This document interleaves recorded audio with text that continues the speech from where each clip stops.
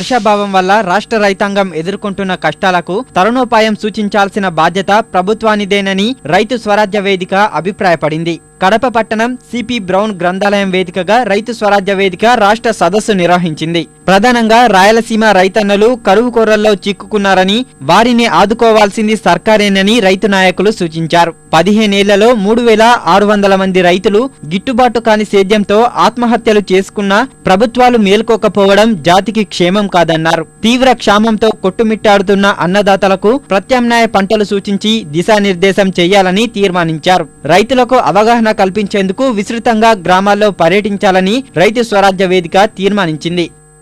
వ్యవసాయదారులు చాలా తీవ్రమైనటువంటి సంక్షోభంలో ఉన్నారు ఈ సంవత్సరం. కారణం ఏమిటంటే ప్రభుత్వం రుణమాఫీకి సంబంధించి హామీ ఇచ్చింది కానీ ఇప్పటి వరకు అమలు కాలేదు. రెండోది వాతావరణ పరిస్థితులు కూడా రైతుకు అనుకూలంగా ఏమాత్రం లేవు. కాబట్టి వర్షాభావ పరిస్థితుల వల్ల వేసినటువంటి పంటలు కూడా నష్టపోతున్నటువంటి పరిస్థితి ఉంది. అట్లాగే కరువు మాన్యువల్లో చాలా మార్పులు చేయాల్సినటువంటి అవసరం ఉంది. అదేవిధంగా కేంద్ర ప్రభుత్వం ఈ సంవత్సరం ప్రకటించినటువంటి మద్దతు ధరలు చాలా తక్కువగా ఉన్నాయి. రైతుల ఉత్పత్తి ఖర్చులకు అనుగుణంగా లేవు. కాబట్టి ప్రభుత్వం బోనస్ రూపంలో అదనపు ధరల్ని ప్రకటించాల్సినటువంటి అవసరం ఉందని రైతు స్వరాజ్య వేదిక డిమాండ్ చేస్తున్నది. ఆంధ్రప్రదేశ్ ప్రభుత్వం కానీ, తెలంగాణ ప్రభుత్వం కానీ, కేంద్ర ప్రభుత్వం, బీజేపీ ప్రభుత్వం పార్టీ కానీ చాలా హామీలు ఇచ్చారు. రైతులని ఆదుకుంటామని, వ్యవసాయాన్ని బాగు చేస్తామని. కానీ ఇప్పుడు రెండు నెలలు గడుస్తున్నా కూడా ఎవరు రుణమాఫీ చేస్తామన్న వాళ్ళు ఇంతవరకు ఏమి చేయలేకపోయారు. తర్వాత దీనివల్ల ఇప్పుడు ఈసారి కరువు పరిస్థితులు కూడా తోడైపోయి రైతులు తీవ్రమైన సంక్షోభంలో ఉన్నారు.